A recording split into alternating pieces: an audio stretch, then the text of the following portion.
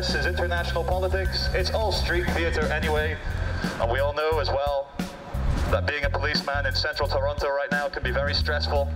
So if you'd like to join us to do some yoga, we'll be doing some tantric meditation. We will even show you some nice new positions which you can take home and make your partner very happy with. All you need to do is speak to the man with the megaphone. We are the love police, and our job is to lower fear and raise love. Honestly, we're done. Off the property, please. Arrested for trespassing. What happened? This is private property? Okay. Yes, it is, sir. It's private property. Where would public property be?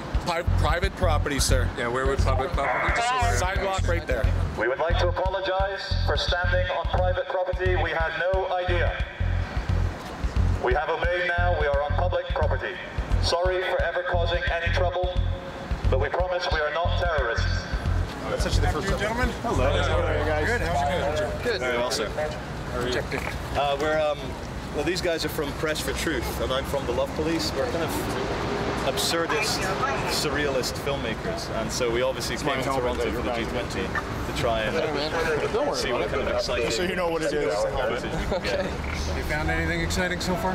Well, just a bunch of private security telling us we're on private property. Police have been super cool. It's just the private security seems to be a bit stressed about everything. Well, as it turns out, you're currently filming, correct? Yep. You can't do that right here. So they told us this was public. This is private, this is public, so you're within 5 meters of this wall, so please turn off your video camera. we can't film within 5 meters of the wall? No, that's correct. Okay. Public Where Works can we Act film? states that, so please Because we're show your identification to these officers. 5 meters from this wall. all right, we'll stop filming. But it's because obviously. Show us your identification, please. Can I just ask a question, please, sir? From this particular wall. Can I please look at the actual paper that side? wall that says we're not? Film freely. Can I please see your identification, sir? Because we're both human beings, but are we not equal before the law until someone I've breaks asked the you law? to turn the camera off. I don't anticipate any trouble whatsoever. And that's it. I hope that sounds fair and is fair with everybody, right? So, can Is he you... being detained right now, or? He's just talking. Same thing that I've asked you to stop filming, brother. Come on. I appreciate what you guys I'm are just doing. I concerned know it's about very his safety. interesting. Yeah. You have nothing to worry about with his safety. Okay. So no one's in trouble, No. right? No one's in trouble. Well, we're not doing anything illegal, correct? Exactly, right? Keep up the good work, though, right? This guy's doing a really good job. Thanks. So your friend didn't want to tell the police who he was, so he's been arrested for the time being, okay? So they're going to determine who he is, and then once they determine who he is, he'll be released. That's the beautiful thing about this. November. I agree. We don't have to present our papers upon request, right? In November. Well, but circumstances have changed just a little. You know what I mean? Yeah, but Like if this was why would certain rights be suspended just because the G20 is coming to town? Because that's what the government states. Right. It's not us. We don't make the rules. Yeah, but We the just government play by doesn't them. give us rights. So as you probably just saw, we were surrounded by, I don't know, about 15 police officers or so who said we could not be on the property and that we had to be on the public sidewalk. We went over to the public sidewalk, continued doing our bullhorning with Charlie Veitch, and that's when they said it's time to put a stop to this, and you guys are going to have to tell us who you are and show us your identification under something that is called the Public Protection Act. The Public Works Protection Act, as it's called, isn't new, but extending it broadly to downtown city blocks is unprecedented. It's entirely reasonable, and that we would be able to restrict the area around the summit. We have a legislative responsibility to protect that event. Police are using it. Several people have been arrested. Andrew Veitch, an activist, tested the police response and videotaped it. We're within 5 meters of this wall, so please turn off your video camera. We can't film within 5 meters of the wall? That's correct. So your friend didn't want to tell the police who he was, so he's been arrested for the time being. As of June 21st, sir, this is declared a public works area. Okay. And then that falls under the Public Works Act. Which is, what's the act exactly? The Public Works Act, sir. Right, so what does it state? You're more than welcome to look it up on the internet, sir. Can I get you to explain the, I think it's the Property Workplace Act? I would have to refer you to the Public Works. You're talking about the Public Work Act. Yeah. No, I'd have to refer you to the media relation officer. I won't be able to. Oh, no one can speak on that? Oh. Sorry. Okay. It's actually under the Public Works Protection Act, okay? Okay. Anyone within this perimeter. So by law, you can ID anybody you want? Yes, that's right. Can I have your ID, please? I refuse to give you my ID. Okay. You're gonna have to identify yourself to me, sir. Listen, okay, this is the way it happens, okay? If you don't identify yourself to me, then under that act, I'm gonna have to arrest you. Arrest me for not showing ID? That's right. So I need to see your ID right now. We check your bag. There's nothing in it that can cause anyone any harm. You're free to enjoy yourself in the park. You don't open your bag, you don't get in. Well, I'm not letting you illegally search me. Okay, then you're not coming in the park. Then you're not coming in. Why? On whose authority? On whose authority? We're not going to repeat ourselves over and over and over again. This is a violation of charter rights. Of rights as a citizen of Canada. You are violating my rights by illegally searching me. And I have a right to enter a public space without being violated. You have a right to enter the public space under the terms that we've given you. That's the end. Oh, your legal terms that you've given me. Well, sir, I guess that's up for debate later, but today, right now, as it stands, those are the rules. And if we are incorrect, and it's found out to be incorrect, then we will apologize profusely and it goes from there. We're going to break the law and then deal with the consequences later. That's essentially what you just said to me. I'm going to enter this park, and you will have to detain me to enter my bag. That's correct. Okay. Well, then you're done. No, you're going to have to detain me. Sure. Okay, dispatch, we've got a crew coming northbound.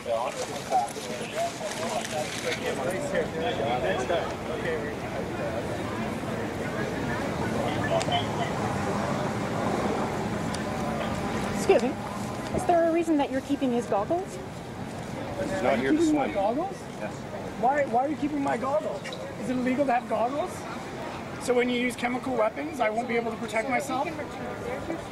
No, I don't have all of my stuff. Give me my goggles back. You're not getting your goggles back. Why? Unless you want to give us your name, we'll give you a property Why do you receipt. need my name? Because I'm breaking the law? What law? Can you please tell me what law? We can't even have this debate. It's ongoing debate. It's one-sided. Toronto has been turned into a police state. I mean, there are just police everywhere. They're searching you, your knapsacks when you come into a park. They're asking for your identity. These are public relations exercises that are increasingly about intimidation. I mean, intimidation may be the main message here, not anything else that's going to come out of it.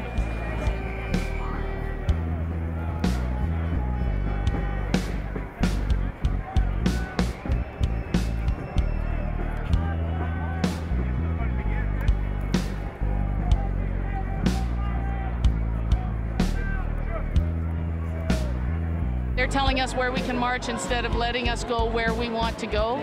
Then people go home because they don't want to deal with this, which is totally understandable.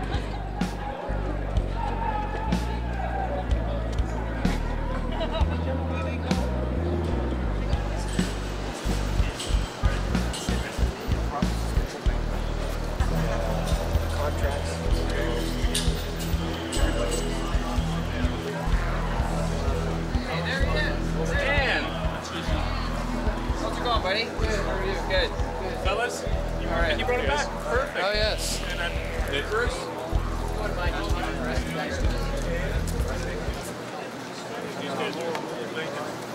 Some more street satire? Oh, yeah. Charlie, tell us a little bit about what happened to you when you got detained there, and just explain the ordeal that you went through. Yeah. I was just a bit too slow to show my identification, and I made the terrible, terrible criminal error, like real violent error of asking the policeman if he could show me some identification first. I spent 5 hours sat on a bench in the Union Street Station security office under CCTV surveillance. They're recording everything, and they kept me there for 5 hours on the wooden bench with my hands tied behind my back with handcuffs. After that, they sent an immigration detective down from the Canadian immigration because they said that I was in the country illegally, that they had no record of my entry into Canada. So then I got thrown in the back of a van, again with the handcuffs still behind my back, and driven for about 15 minutes to the Toronto Film Studios. But I didn't know it was the Toronto Film Studios until I left. They strip searched me again. A sergeant interviewed me under CCTV again. Then I got taken into this massive open room about the size of 2 football pitches, like black everywhere, and they'd set up like strip lighting, fluorescent lighting, and above each cage they had 2 CCTV cameras and a little toilet in the corner with cameras pointing at that as well. And it was like something out of the X-Files. It was like something out of a horror movie, a place where, like an Area 51 where they'd house aliens or something, because it was like dark and scary and really cold. I can't believe I've had such a lengthy incarceration, custodial sentence over something which I think we can all agree is quite minor. It's my first time ever in Canada. I was in the country for 1 day. It was a massive miscommunication between myself and the guard or peace officer. Okay. I was fully willing to give my ID, just not in the aggressive manner he was wanting. And now I've had the longest, well, a very long prison sentence already, in my opinion, and I'm very stressed, very upset. Okay. And it just doesn't feel very becoming of a civilized country like Canada. I've been held in a cage, a cold cage in a warehouse for many hours, and before that I had my hands cuffed behind my back for 4 hours before I got brought here, and it doesn't feel right. I appreciate your comments. There are unfortunately some exceptional circumstances within the city right now, but I do appreciate your comments. You can't make me sleep in concrete. That's the arrangements we have. It's a temporary facility. Temporary facility. It's not like a regular police station. You're treating me like this is Guantanamo Bay. Like, this isn't right. I'm going to make some very big complaints, because you can't treat perfectly entitled to, sir. But you can't treat human beings like this. So I'm just going to ask you to step here. I'm just going to re-secure you and escort you to myself. Okay. So then after the judge said I was okay to be released, they put me in jail again for another 3 hours, and I was only released at midday the following day. So for not showing my identification quickly enough, 21 hours in jail in a kind of makeshift Guantanamo Bay kind of warehouse.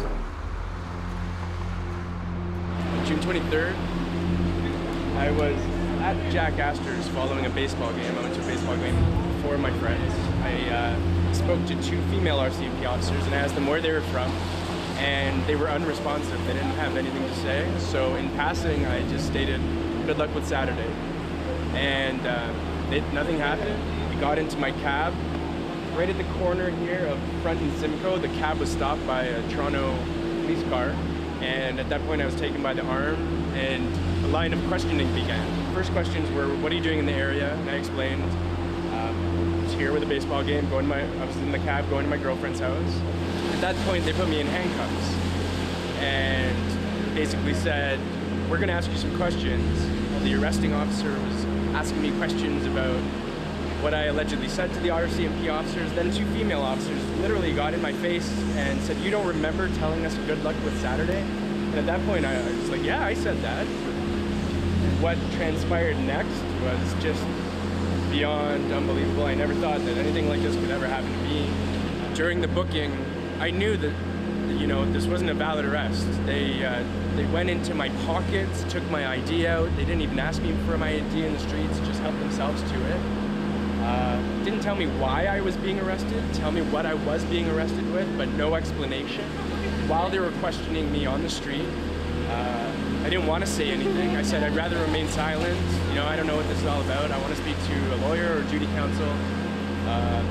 That was the wrong answer. That's what made me go to 52 Division. And a booking sergeant from around the table came around, grabbed me by the neck, while the 2 arresting officers held me by the shoulders, took me to a room directly behind me,